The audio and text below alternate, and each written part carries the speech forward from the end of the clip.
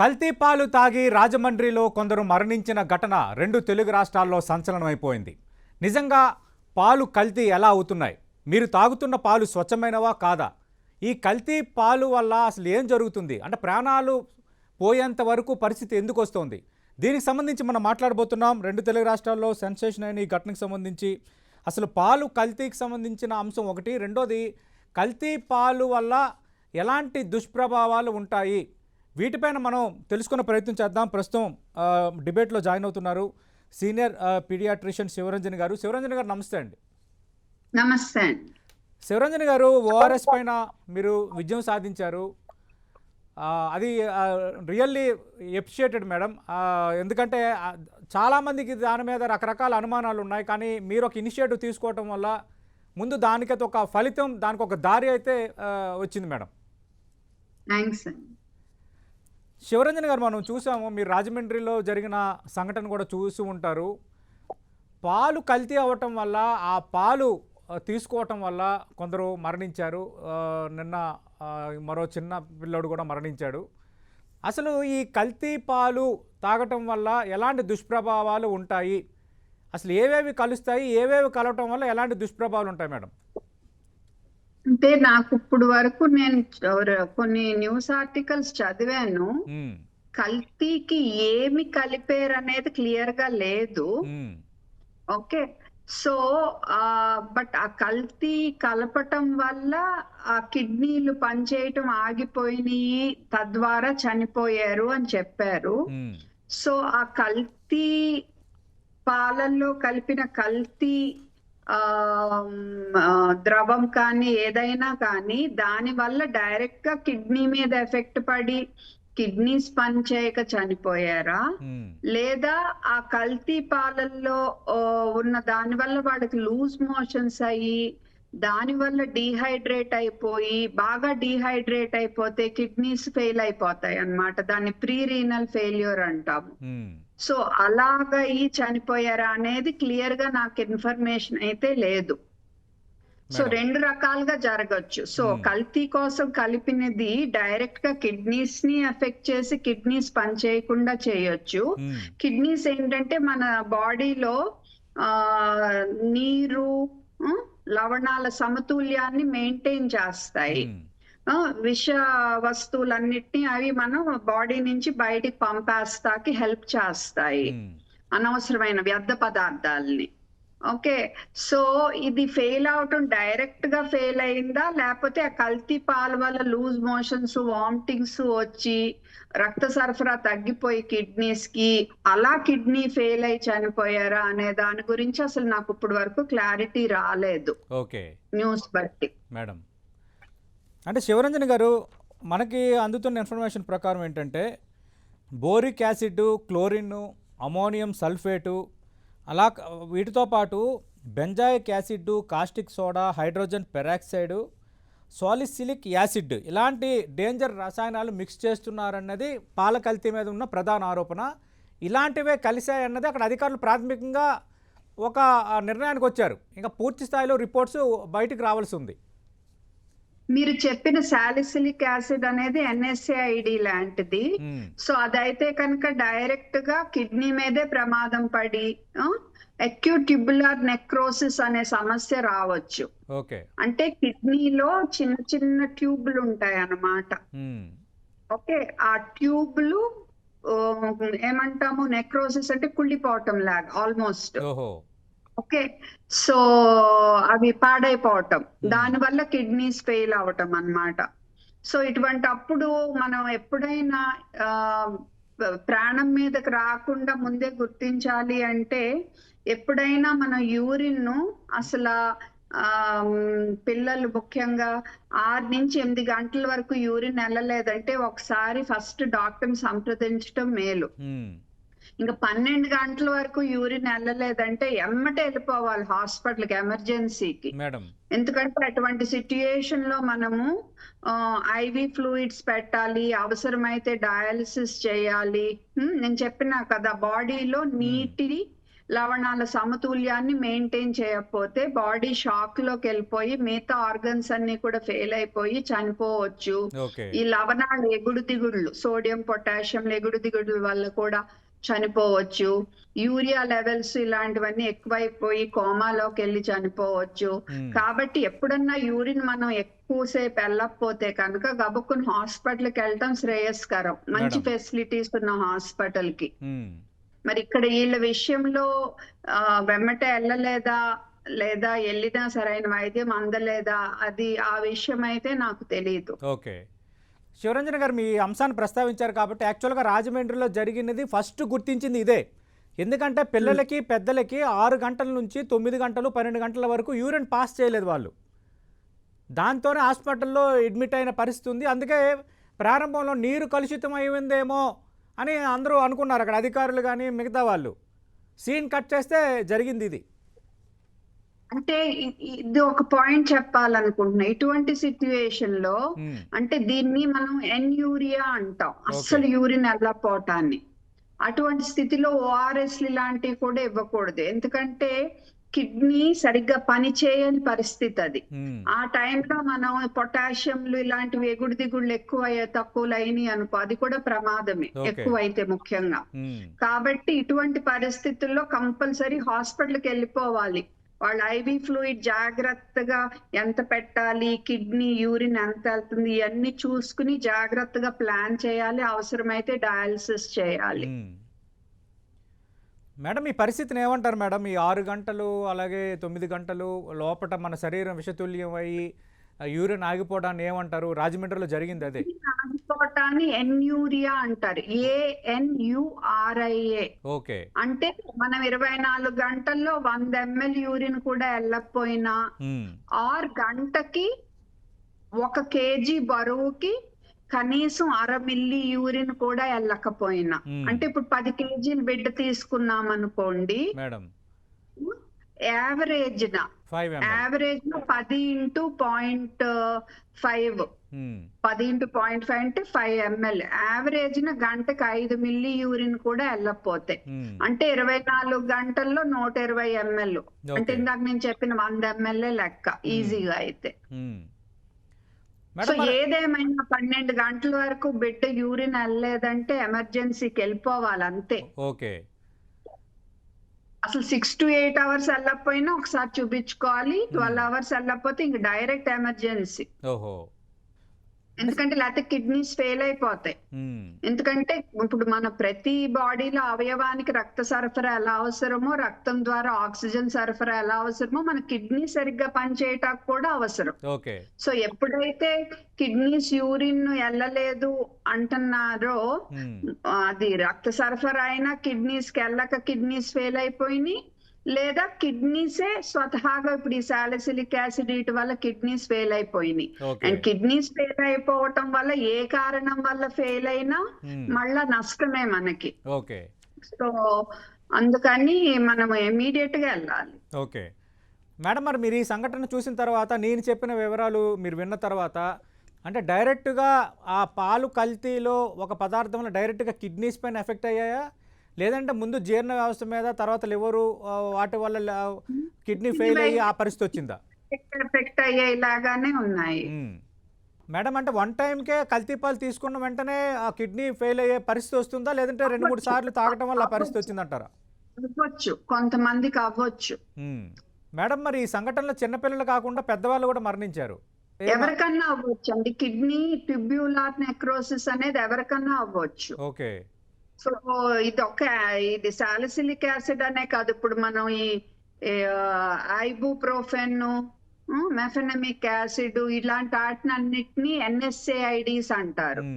అందుకే మందులే అతిగా వాడొద్దు, జాగ్రత్తగా వాడండి, అవసరం బట్టి వాడండి అని చెప్తా ఉంటాము. ఓకే మేడం, ఇప్పుడు పాలు కల్తీ వల్ల ఇంత పరిస్థితి వచ్చింది.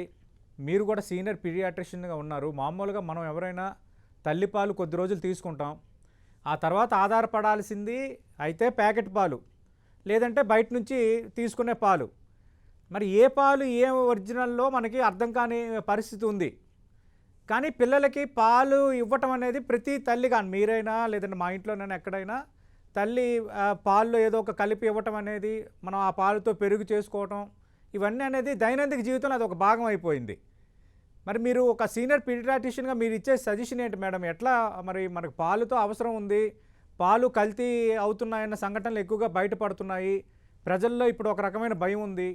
మామూలుగా అయితే పాలు అనేది ఒక మంచి సోర్స్ ఆఫ్ ప్రోటీన్, కానీ మీరు వేరే ఆహారం ద్వారా ఆ ప్రోటీన్ ఇవ్వగలిగితే పాలని అవాయిడ్ చేయొచ్చు. ఓకే. ఇంకో విషయం ఏంటంటే ఈ మధ్య నేను తెలుసుకుంది, నేను నిన్న ఒక రీల్ పెట్టాను. ఓహో. ఆవులకి గేదెలకి ఇచ్చే హార్మోన్స్ వల్ల ఆడపిల్లలు పెద్ద మనిషి అవ్వటం తొందరగా జరగటం లేదు. వాటి ఆహారంలో ఉన్న పెస్టిసైడ్స్ వల్ల జరుగుతున్నాయి. ఆ పెస్టిసైడ్స్ అనేది పాల ద్వారానే కాదు, మనం తినే చాలా ఆహార ధాన్యాల ద్వారా కూడా వస్తున్నాయని పెట్టినప్పుడు కొంతమంది ఈ పాల డైరీ ఇండస్ట్రీలో ఆ ఆవుల్ని గేదెల్ని ఎలా ట్రీట్ చేస్తారు, వాటిని బోళ్ళని సార్లు అవి ప్రెగ్నెంట్ అయ్యేట్టు పాల కోసం బిడ్డ పుట్టగానే ఆ దూడని వాటి నుంచి దూరం చేసేయటం, ఇలాంటివన్నీ జరుగుతాయి అని చెప్పారనమాట. అది విన్నాక కొంచెం అది చాలా పెయిన్ఫుల్ థింగ్ కదా. సో మనము పాలు ఇచ్చే ప్రోటీన్ వేరే ఫుడ్ ద్వారా ఇవ్వగలిగితే మన పిల్లలకి మేబీ అది ప్రిఫర్ చేయొచ్చేమో అనేది కూడా ఒక ఆలోచన నాకు. ఓకే. అంటే మేడం ఎలాంటి రూపంలో ఇవ్వచ్చు మేడం? పాలు కాకుండా పాలు వల్ల వచ్చే సోర్సెస్, కాల్షియం కానీ మీరు అన్నట్టుగా ప్రోటీన్ కానీ మిగతావన్నీ పిల్లలకు అందాలంటే ఆల్టర్నేటివ్ ఫుడ్ ఏంటి? ఇప్పుడు కాల్షియం అనేది మనకి చాలా వెజిటేరియన్ ఫుడ్స్ లో కూడా వస్తుంది, ఈవెన్ ఆకుకూరల నుంచి కూడా వస్తుంది, రాగి నుంచి వస్తుంది, బాదం నుంచి వస్తుంది. కాకపోతే మరి అఫోర్డబిలిటీ అవన్నీ కూడా చూసుకుని ప్లాన్ చేసుకోవాలి. ఇప్పుడు ప్రోటీన్ అంటారా, మనకి పప్పు అన్నం కలిపితే కంప్లీట్ ప్రోటీన్ అవుతుంది.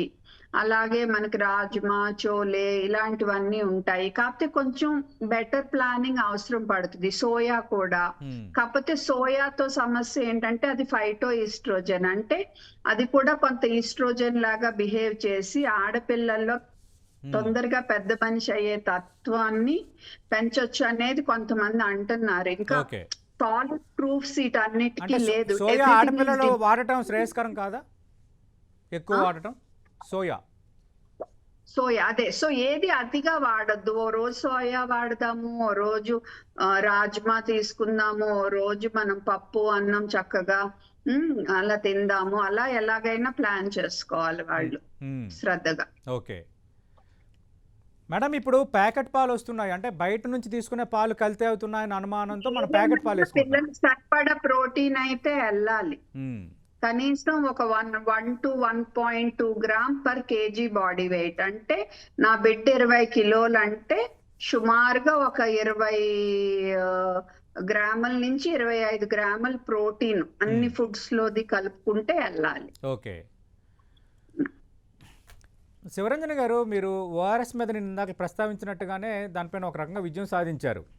ఇప్పుడు ఏంటంటే పాలు బయట తీసుకునేవి కల్తీ అవుతున్నాయని అనుకుందాము, అందుకని మనం ప్యాకెట్ పాలు వేసుకుంటున్నాం. అంటే ప్యాకెట్ పాలు అంటే ఒక ప్రాసెస్ అయ్యి అన్నీ చెకింగ్ చేసుకొని వస్తాయని.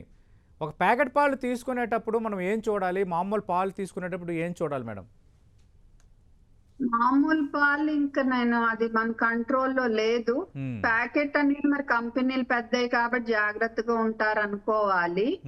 సో అవి పాస్చరైజ్డా కాదా చూసుకోండి. అండ్ తీసుకున్నాక కాసుకోండి. ఒక పొంగు వచ్చాక చాలు పాస్చరైజ్డ్ అయితే, ఎందుకంటే ఆల్రెడీ అవి క్రిముల్ని చంపేసే మెథడ్ అన్నమాట పాస్చరైజేషన్ అనేది. సో పాస్చరైజ్డ్ కాకుండా మీరు బయట నుంచి తెచ్చుకుంటుంటే మట్టుకు పొంగొచ్చాక 20 నిమిషాలు మరగాలి. మరిగినందువల్ల కొన్ని విటమిన్స్ చనిపోవచ్చు, బట్ అవి మనకి వేరే ఫుడ్స్ ద్వారా అందుతాయి. సో మరిగినందువల్ల ప్రోటీన్ అది ఎఫెక్ట్ అవ్వదు. కాబట్టి మనకు మెయిన్ దాని గురించే చూసుకుంటున్నాం కాబట్టి దట్స్ ఓకే. ఓకే మేడం ఇప్పుడు పాలు కలితే కాదు, నిన్న మొన్న మీరు చూసుంటారు, చాలా పత్రికల్లో కూడా వచ్చింది. మనం తీసుకుంటున్న ఫుడ్లో రకరకాలు ఉంటున్నాయి. ఇప్పుడు పన్నీరుకి సంబంధించి దాదాపు ఒక 120 దేశంలో ఒక 120 శాంపిల్స్ తీసుకుంటే ఒక 83 శాంపిల్స్ కల్తీగా ఉన్నాయి, ఫ్యాబ్రికేటెడ్గా ఉన్నాయి, కొన్ని రకాల కెమికల్స్ వాడి తయారు చేస్తున్నారు, అవే విరివిగా హోటల్లో తింటున్నామని అంటున్నారు. దీనిపై మీ కామెంట్ ఏంటి మేడం? నేనంటే నన్ను మళ్ళా పట్టుకుంటారు, బట్ అంటాను. Food and drug administration departments various state governments లో నా ప్రకారం అయితే సరిగ్గా పనిచేయటం లేదు. అలాగే FSSAI కూడా సరిగ్గా చూసుకుని పర్మిషన్లు ఇవ్వటం ఇలాంటివి జరగట్లేదు. నిజంగా అలా ఇచ్చి ఉంటే ఈ ERZL అనే దానికి పర్మిషన్ అంత ఫాస్ట్ గా ఇచ్చేవాళ్ళు కాదు. ఇంత కష్టపడి ఇంత శ్రమించి ఆ ORSL అనే దాని నుంచి ORS తీపిస్తే వాళ్ళు అదే ORS లా కనపడే ERZL పెట్టి మళ్ళీ అందులో ఆర్టిఫిషియల్ స్వీటనర్ సుక్రలోజ్ యాడ్ చేశారు. మీరు సుక్రలోజ్ యాడ్ చేసి ఇలా పిల్లలకి అమ్మకూడదు అంటే పెద్ద పెద్ద అడ్వర్టైజ్మెంట్ లో sucralose generally recognised as safe అని పెద్ద పెద్ద అడ్వర్టైజ్మెంట్లు ఇస్తున్నారు, పీడియాట్రిషియన్స్ తో చెప్పిస్తున్నారు. డైట్ కోక్ లో కూడా ఆర్టిఫిషియల్ స్వీటనర్ ఆస్పార్టేమ్ ఉంటది, అది కూడా జనరల్లీ రికగ్నైజ్డ్ యాజ్ సేఫ్. అందులో వాడేయన్నీ generally recognised as safe. Diet coke రోజు ఇస్తారా మీ పిల్లలకి? మీరు తాగుతారా? అలాగే సుక్రలోజ్ కూడా జనరల్లీ రికగ్నైజ్డ్ యాజ్ సేఫ్ అన్నంత మాత్రాన అది రోజు తీసుకోమని అర్థం కాదు. అదే WHO ఏం చెప్పిందంటే 2 ఏళ్ళలో పిల్లలకి అస్సలు ఇవ్వకూడదు. ఆ తర్వాత కూడా రోజు తీసుకోవటం, ఎక్కువ తీసుకోవటం వల్ల పేగులో గుడ్ బ్యాక్టీరియా ఎఫెక్ట్ అయ్యి పేగులో పుండు పడటము, ఇన్సులిన్ రెసిస్టెన్స్ పెరగటం వల్ల డయాబెటీస్ రిస్క్ పెరగటము, దాని వల్ల హార్ట్ అటాక్, స్ట్రోక్ రిస్క్ పెరగటము జరుగుతాయి. కాబట్టి ఈ సుక్రలోజ్ ఉన్నాయి కూడా అలా అదే పనిగా తీసుకోకూడదు అనేది క్లియర్ గా చెప్పబడుతుంది. అండ్ అలబర్ట్ కంపెనీ పీడియాలైట్ అని అమ్ముతారు USA లో. వాళ్ళు కూడా ఇలా ఆర్టిఫిషియల్ స్వీట్నర్లు యాడ్ చేసి హెల్త్ డ్రింక్స్ అని అమ్ముతుంటే ఇప్పుడు వాళ్ళ మీద కేసులు జరుగుతున్నాయి. అందుకని వాళ్ళు కూడా కొన్ని పీడియాలైట్ లో ఇప్పుడు ఆర్టిఫిషియల్ స్వీటనర్స్ తీసేశారు. ఓకే, మనమేమో వెనక్కి వెళ్తున్నాం అన్నమాట ఇప్పుడు. సో అండ్ అది కాకుండా నేను ఒక వీడియో కూడా షేర్ చేశా. ERZL ని ORSL అని షాపుల్లో అమ్మేస్తున్నారు. కంపెనీ వాళ్ళు ఎంత చెప్పినా మేము ఇది ORS అని అమ్మము అని. మీరు జరిగింది చూసారు ఇన్నేళ్ళు. ORS అని అమ్మేశారు, ఇప్పుడు ERZL ని ORS అని అమ్మేస్తున్నారు. సో అదే ప్రమాదం మళ్ళా పిల్లలకు కొంచెం ఉంది. ఎందుకంటే సుక్రలోజ్ అనేది డైసాకరైడ్, దాని వల్ల కూడా డయేరియా పెరగొచ్చు, బ్లోటింగ్ పెరగొచ్చు. సో ఇది ORS అని అమ్మితే ఇంకా ప్రమాదము. అండ్ నాకు ఒక ప్రూఫ్లు నా దగ్గర ఉన్నాయి, ORS అని కూడా అమ్ముతున్నారు. ఏంటో నాకేం చేయాలి నిజంగా తెలియట్లేదు. ఐ మీన్ లైక్ శివరంజన్ గారు, మరి పాలు కల్తీని మనం ఎలా అరికట్టలేమా? ఇలాంటి ఇన్సిడెంట్లు జరుగుతూనే ఉంటాయి, మనం మాట్లాడుకొని ఇక్కడికి ఆపేద్దామా? పరిష్కారం ఎలా అరికట్టాలి? I mean I'm not the authority for that. అంటే ప్రజలకు ఇచ్చే సజెషన్ ఏంటి మేడం? ఏదైనా అమ్మా మీరు కుదిరినంత నమ్మకమైన వాళ్ళ దగ్గర తీసుకోండి. ఏం తీసుకున్నా ఎక్కువ ప్యాక్డ్ ఫుడ్లు ఇలాంటివి కాకుండా తక్కువ కంటామినేషన్ ఛాన్స్ తక్కువ ఉండే తీసుకోండి. పిల్లలకి సమతుల్య ఆహారం ఇచ్చుకోండి. ఈ ప్యాకెట్ ఫుడ్లు అవి అలవాటు చేసేది, ఈ డ్రింక్స్, ఈ టెట్రా ప్యాక్స్, ఈ కంపెనీల అడ్వర్టైజ్మెంట్లు చూసి అస్సలు మోసపోవద్దు, మీ ఆరోగ్యాలు పాడు చేసుకోవద్దు. ఓకే, థ్యాంక్ యూ శివరంజన్ గారు. బిజీ షెడ్యూల్లో ఉన్న ఒక బాధ్యతగా మీరు 10 టీవీకి ఒక సమయం కేటాయించారు. స్పెషల్ థ్యాంక్స్ మేడం మీకు. మనం చూస్తున్నాం డాక్టర్ శివరంజని గారు ఇన్ డీటెయిల్డ్గా చెప్తున్నారు. పాలు కల్తీకి సంబంధించి ఖచ్చితంగా కొన్ని కెమికల్స్ డైరెక్ట్గా అవి కిడ్నీపై పనిచేసే కెమికల్స్ కలవటం వల్లే ఇంతటి ప్రమాదం జరిగింది. అలాంటి సందర్భంలో కానీ మిగతా సందర్భంలో కానీ కనీసం ఒక 3-4 గంటలకు మించి యూరిన్ పాస్ కాకపోతే ఖచ్చితంగా అది డేంజర్ పొజిషన్, వెంటనే ఆసుపత్రులకు వెళ్ళాలని సజెస్ట్ చేస్తున్నారు. అలాగే మిల్క్కి సంబంధించి మనం బయట నుంచి పాలు తీసుకునేటప్పుడు, అంటే ఫర్ ఎగ్జాంపుల్ ప్యాకెట్ పాలు కాకుండా బయట నుంచి పాలు తీసుకునేటప్పుడు మొదట ఒక పొంగు వచ్చిన తర్వాత మరో 20 నిమిషాల పాటు మరిగించాల్సిన అవసరం ఉందంటున్నారు. అలాగే ప్యాకెట్ పాలు మంచివనే నమ్ముదాము, కానీ పాలు కల్తీ అనేది జరుగుతోంది, కొంచెం అప్రమత్తంగా ఉండాలి అని శివరంజని గారు అంటున్నారు. ఇది స్పెషల్ డిబేట్.